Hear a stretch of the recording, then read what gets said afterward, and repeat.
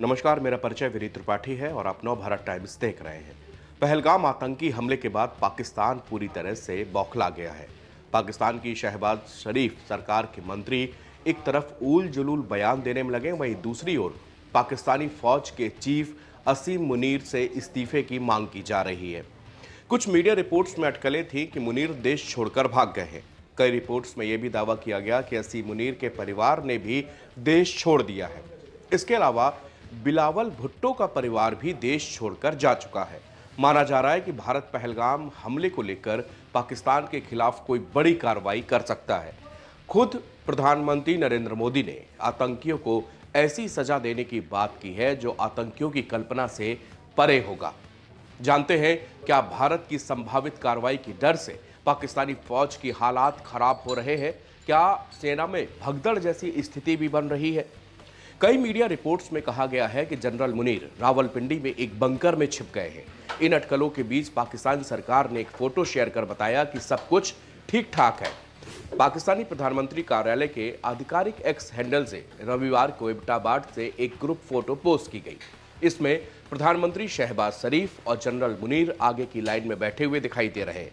Photo के साथ तारीख भी स्पष्ट रूप से कैप्शन देते हुए पाक पीएमओ ने कहा कि 26 अप्रैल 2025 को प्रधानमंत्री मोहम्मद शहबाज शरीफ, सेना प्रमुख जनरल सैयद असीम मुनीर और पीएमए काकुल के अधिकारी एबटाबाद के पीएमए काकुल में 191 लॉन्ग कोर्स के ग्रेजुएट अधिकारियों के साथ एक ग्रुप फोटो में शामिल हुए। मुनीर ने बीते शनिवार को फिर से जहर उगलते हुए कहा कि मुसलमान और हिंदू दो अलग अलग मुल्क हैं।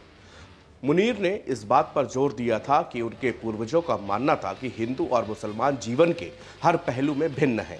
मुनीर शनिवार को खैबर पख्तूनख्वा प्रांत के काकुल इलाके में पाकिस्तानी सैन्य अकादमी यानी कि पीएमए में कैडेट के पासिंग आउट परेड को संबोधित कर रहे थे।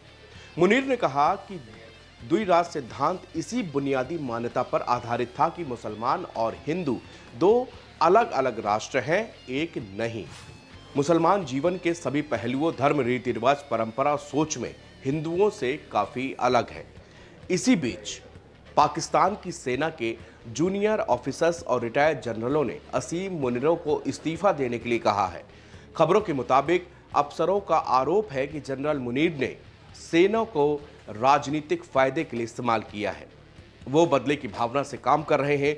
मीडिया रिपोर्ट्स के मुताबिक पाकिस्तान फौज के अफसरों की इस चिट्ठी में साफ कहा गया है कि जनरल मुनीर के नेतृत्व में पाकिस्तान 1971 जैसे हालात में पहुंच गया है। 1971 में भारत और पाकिस्तान के बीच युद्ध हुआ था, जिसके बाद पाकिस्तान के दो टुकड़े हुए और बांग्लादेश का निर्माण हुआ था। चिट्ठी में यह भी लिखा गया कि यह पाकिस्तान की सेना की आवाज है। कर्नल, मेजर, कैप्टन और जवान जिन्होंने आपको, हमारी संस्था, हमारे देश, हमारी इज्जत को मिट्टी में मिलाते हुए देखा है, आपका समय खत्म हो गया है। जल्द से जल्द इस्तीफा दो, वरना हम आपसे वो छीन लेंगे जो आपने हासिल किया है, भले ही आपसे जबरदस्ती ही क्यों ना करनी पड़े। पाकिस्तान की सेना पर लंबे समय से आरोप लगते रहे कि वो राजनीतिक फायदे के लिए काम करती है। ऐसे में ये देखने वाली बात है कि क्या मुनीर के खिलाफ ही फौज खड़ी हो चुकी है या पाकिस्तानी फौज में विद्रोह होने वाला है। पहलगाम आतंकी हमले के बाद अब हर कोई ये कह रहा है कि मुनीर का हाल भी वही होना है जो जनरल मुशर्रफ और याहिया खान का हुआ था। याहिया खान ने पाकिस्तान की सत्ता पूर्व तानाशाह अयूब खान का तख्ता पलट करके हथियाई थी। हुकूमत में आने के बाद याहिया खान ने पूरे पाकिस्तान में मार्शल लॉ लगा दिया था।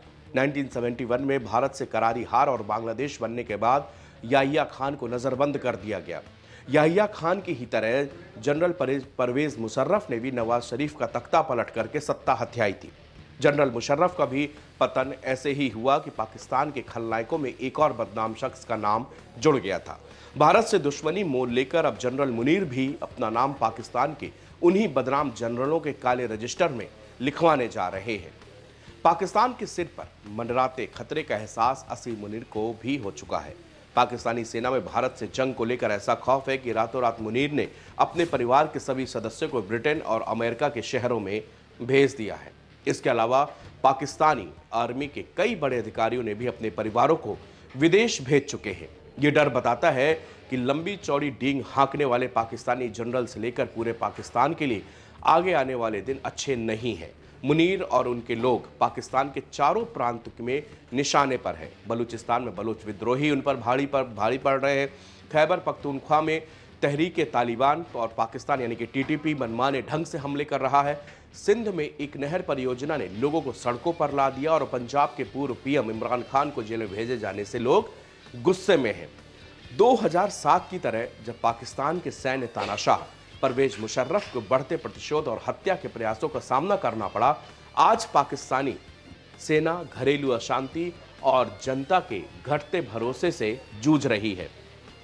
असीम मुनीर को इमरान खान के कार्यकाल में 25 अक्टूबर 2018 को DGISI बनाया गया था। DGISI के रूप में मुनीर का कार्यकाल देश के इतिहास में सबसे छोटा है।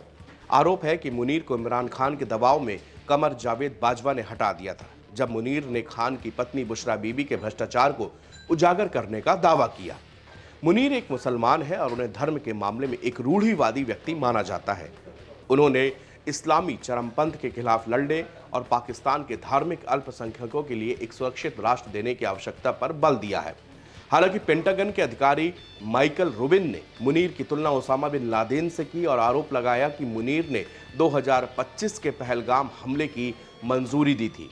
मुनीर के परिवार को स्थानीय रूप से हाफिज परिवार के रूप में जाना जाता है क्योंकि इसके कई सदस्यों को पूरे कुरान को कंठस्थ करने के लिए जाना जाता है, जिसमें मुनीर भी शामिल हैं, जिन्होंने सऊदी अरब में लेफ्टिनेंट कर्नल के रूप में अपनी पोस्टिंग के दौरान ऐसा किया था।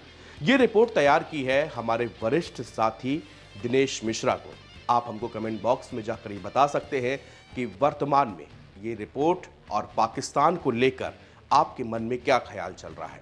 ये बात थी असीम मुनीर की। असीम मुनीर दरअसल वो पाक सेना का अधिकारी है जो चारों तरफ बदनाम है, अपनी कूटनीतियों को लेकर, अपनी राजनेताओं में पैठ को लेकर और सेना का राजनीतिकरण करने को लेकर। ये मैं नहीं, ये खुद पाकिस्तानी सेना के आला अधिकारी कह रहे हैं और ये पहली मर्तबा नहीं है। इससे पहले भी जब बलूचिस्तान ने ट्रेन हाईजैक की थी, उस वक्त भी असीम मुनीर के खिलाफ अविश्वास हुआ था। तब भी कर्नल और मेजर रैंक के तमाम अफसरों ने एक चिट्ठी लिखी थी और असीम मुनीर से इस्तीफा मांगा था। असीम मुनीर एक रूढ़िवादी नेता जिसने हमले से, जो पहलगाम में जो हमला हुआ उससे कुछ दिन पहले ही जिस तरह से हिंदू और मुस्लिम करके एक भाषण दिया, जिसने दोनों देशों के जो एक तालमेल था उसको भी पूरी तरह से ध्वस्त कर दिया। असीम मुनीर कभी नहीं चाहते कि भारत के साथ उनके संबंध बेहतर हो। अगर भारत के साथ उनके संबंध बेहतर होंगे तो असीम मुनीर की दाल पाकिस्तान में नहीं गलेगी। पाकिस्तान आईएसआई का मुखिया रहते हुए भी असीम मुनीर ने भारत के खिलाफ कई दांव पेच खेले। हालांकि हर बार भारतीय सुरक्षा बलों से उनको मुंह की पटकनी खानी पड़ी और इस बार भी एनआईए हर वो सबूत इकट्ठा कर रहा है जिसकी मांग जो है वो पाकिस्तान कर रहा है। पाकिस्तान कह रहा है कि हमारा इस हमले में कोई हाथ नहीं है, लेकिन जो 5 आतंकवादी बताए जा रहे हैं, जो एनआईए का कहना है कि 5 से 7 टेररिस्ट हो सकते हैं, 4 टेररिस्टों के स्केच, उनकी तस्वीरें जारी हो चुकी हैं और उनमें से 3 जो हैं वो पाकिस्तान के रहने वाले हैं। अब इससे बड़ा सबूत क्या होगा।